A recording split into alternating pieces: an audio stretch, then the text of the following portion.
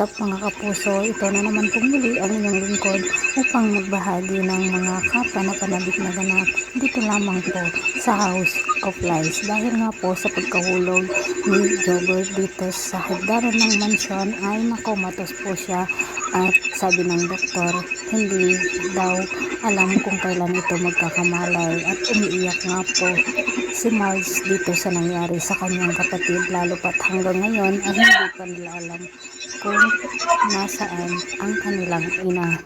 Samantala, nang dahil nga po sa cellphone na napulot ng anak ni na Edward at Thea na cellphone ni Jobert, dito nga po napanood ni Marge ang ginagawang pagtataksil sa kanila ni na Paulo at Thea, na siya nga ang dahilan kung bakit nasa ospital ngayon ang kanyang kapatid na si Robert.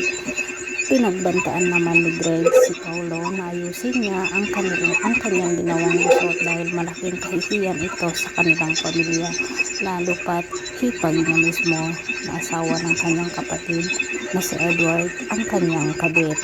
At ang desisyon niya ni Greg ay pinapalayas na po niya ang kanyang anak na si Paulo. Galit na galit naman si Edward nang malaman niya ang ginawang pagtataksil sa kanila ng kanyang kapatid at ng kanyang asawa na si Thea.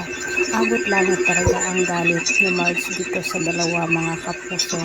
Humihingi naman ng tawad itong si Thea dito sa kanyang asawa. Ngunit sabi ng kanyang asawa na hindi niya mapapatawad dito sa kanyang ginawa, lalo pat kapatid niya ang kasama niyang bumaboy sa kanila.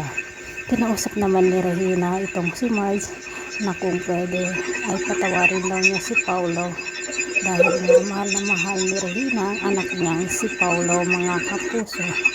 Pero ang sabi naman ni Marge ay alam din sana nito ang damdamin ng niloloko dahil nga galing si Greg na asawa nito. Mga kapuso, sana gumaling na itong si Jobert at sana malaman ni Evelyn ang nangyari dito sa kanyang anak at mabisita rin niya ito sa ospital. Ano kayang paghihiganti ang gagawin ni Marge dito kay Paulo? Hihiwalayan niya kaya ito mga kapuso? Lalo pat ang kanilang anak na si Jasmine ay kailangan din ng chemotherapy dahil nga po dito sa kanyang sakit. Kakayanin pa kaya ni Marge ang mga pagsubok na ito na dumating sa kanilang buhay? Maraming salamat sa walang sawang pagsubaybay. God bless.